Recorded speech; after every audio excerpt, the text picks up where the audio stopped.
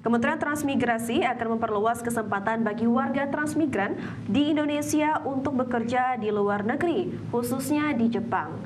Tercatat selama ini sudah lebih dari 100 warga transmigran yang bekerja di berbagai sektor di Jepang dengan gaji mencapai 25 hingga 55 juta rupiah per bulan.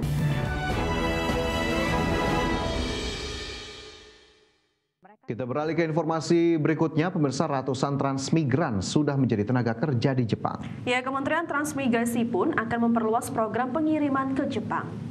Kementerian Transmigrasi akan memperluas kesempatan bagi warga transmigran di Indonesia untuk bekerja di luar negeri, khususnya di Jepang.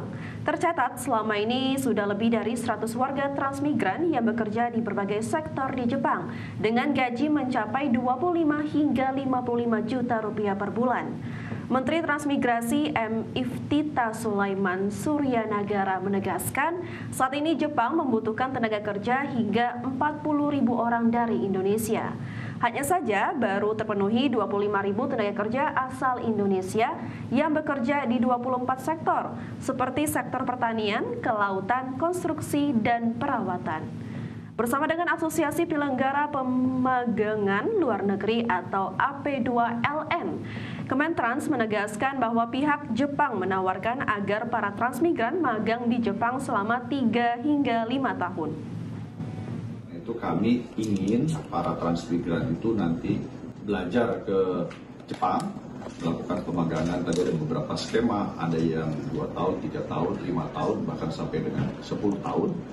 Untuk kemudian mereka nanti diberdayakan, balik lagi ke kawasan transmigrasi, sehingga ketika dunia industri sudah settle, masuk di kawasan transmigrasi, mereka juga bisa terserap oleh lapangan kerja yang disediakan oleh industri.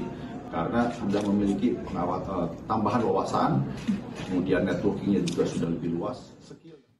Kembali di Prime Market Highlight pemirsa, Pemprov DKI Jakarta berkoordinasi dengan Kementerian Perhubungan untuk mempercepat pembangunan dan integrasi transportasi publik di Jakarta. Adapun sejumlah proyek strategis yang dibahas diantaranya pembangunan Transit Oriented Development Duku Atas, MRT fase 2A Bundaran HI Kota. Gubernur DKI Jakarta Pramono Anung berkoordinasi dengan Menteri Perhubungan RI Dudi Purwagandi untuk mempercepat pembangunan dan integrasi transportasi publik di Jakarta.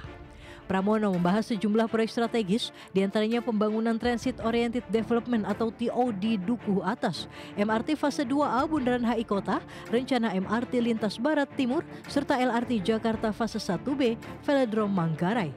Menurut Pramono, TOD Duku Atas akan menghubungkan 4 moda transportasi, yakni MRT, LRT, KRL, dan kereta bandara. Kawasan ini menjadi tanggung jawab PT MRT Jakarta Perseroda dan ditargetkan rampung pada 2027 mendatang. Dan kalau itu sudah terhubungkan, maka semua yang melalui Duku Atas nggak kehujanan, tersambung dengan baik. Dan kemudian tadi juga dari Bapak Menteri menyampaikan akan menggabungkan karet dengan BNI. Dan kalau itu terhubung, maka betul-betul konektivitas transportasi di Jakarta akan semakin baik. Sementara itu, Menteri Perhubungan Dudi Purwagandi menyambut baik langkah Pemprov DKI. Kemenhub menilai pertemuan berlangsung konstruktif dengan banyak masukan yang bisa segera ditindaklanjuti. Harapan kami bahwa TOD, kemudian juga stasiun karet, Sudirman itu dalam waktu cepat bisa kami realisasikan. Hal-hal lain yang kami bahas diantaranya khususnya adalah transportasi kereta.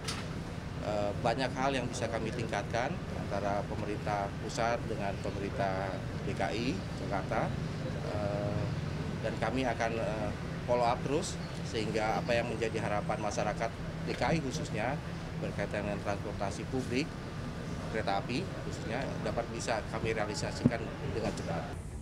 Pertemuan ini diharapkan menjadi momentum percepatan integrasi transportasi massal Jakarta yang selama ini menjadi kebutuhan mendesak di tengah tingginya mobilitas masyarakat ibu kota. Jakarta, Riki Anwardi, IDEX Channel. Industri baja nasional tengah menghadapi tantangan berat akibat membanjirnya produk impor, khususnya dari China. Di tengah tekanan tersebut, Krakatau Steel sebagai produsen baja nasional meminta impor baja hanya dilakukan jika tidak dapat dipenuhi oleh produsen baja domestik, serta dukungan pelaksanaan restrukturisasi utang dan penyediaan modal kerja untuk pemenuhan bahan baku perusahaan. Industri baja nasional tengah menghadapi tantangan berat akibat membanjirnya produk impor, khususnya dari China. Di tengah tekanan tersebut, Direktur Krakatau Steel Muhammad Akbar menekankan pentingnya dukungan dari pemangku kebijakan untuk menjaga keberlanjutan industri baja nasional. Akbar meminta penerapan instrumen untuk perlindungan pasar baja domestik khususnya dari Tiongkok, termasuk bea masuk anti-dumping. Kemudian tata niaga impor, di mana impor baja hanya dilakukan jika tidak dapat dipenuhi oleh produsen baja domestik, serta dukungan pelaksana restrukturisasi utang dan penyediaan modal kerja untuk pemenuhan bahan baku perusahaan. Penerapan instrumen untuk perlindungan pasar baja domestik, khususnya dari Tiongkok atau China, seperti bea masuk anti-dumping, bea masuk imbalan atau countervailing duty, dan safety guard.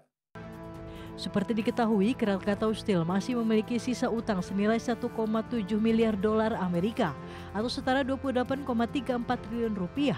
Utang tersebut berasal dari perjanjian restrukturisasi pada 2019. Kras melakukan restrukturisasi keuangan dengan memperoleh dukungan modal kerja baru dari Badan Pengelola Investasi Danantara. Jakarta, Tim Liputan IDX Channel. Komisi 7 DPR RI menyoroti penyebab mandeknya industri manufaktur di dalam negeri, khususnya industri baja nasional.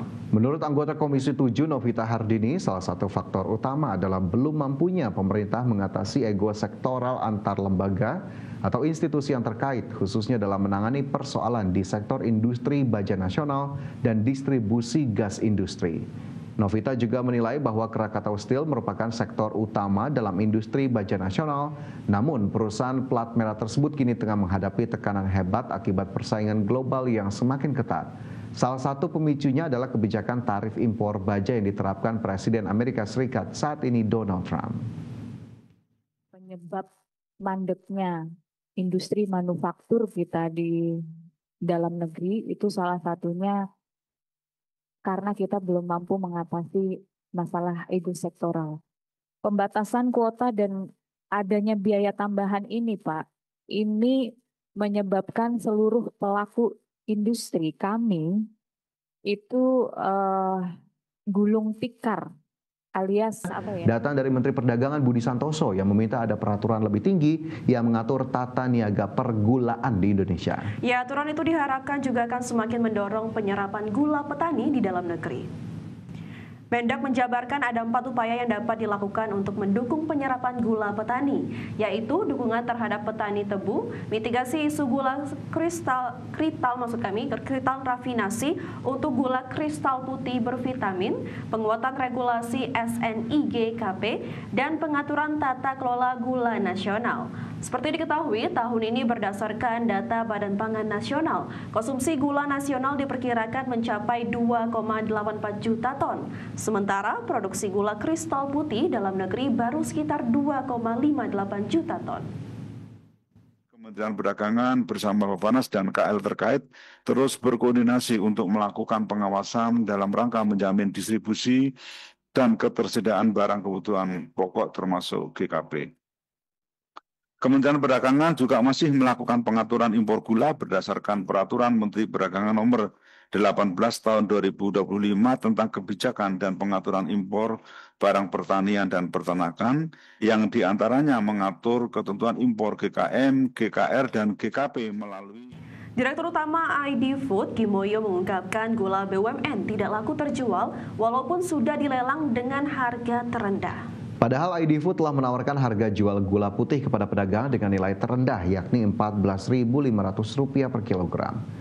Gimoyo mengungkapkan ID Food merasa terbebani sebab petani juga menjual langsung gula kepada pedagang dengan memberikan tempo pembayaran selama 30 hingga 45 hari. Ia juga menyebut ada situasi anomali dalam tata niaga gula kristal putih saat ini. Pasalnya stok gula produksi dalam negeri masih tersedia yakni sekitar 427.000 ton. Namun harga di pasar malah merangkak naik. Selain menyadari adanya kejanggalan kenaikan harga, Gimoyo menyatakan gula BUMN tidak laku terjual akibat rembesan gula rafinasi di pasar rumah tangga. Ini terjadi kelihatan terjadi anomalinya di sini. Saat harga gula di pasaran naik, anomalinya gula BUMN tidak laku. Jadi gula BUMN itu di gudang-gudang BUMN sudah 400 ribuan, tapi harga gula itu naik di tingkat retail.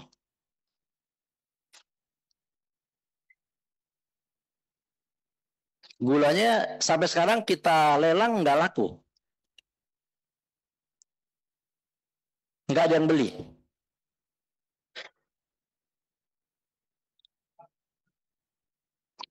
Karena nggak ada yang beli, pedagang nggak ambil. Makanya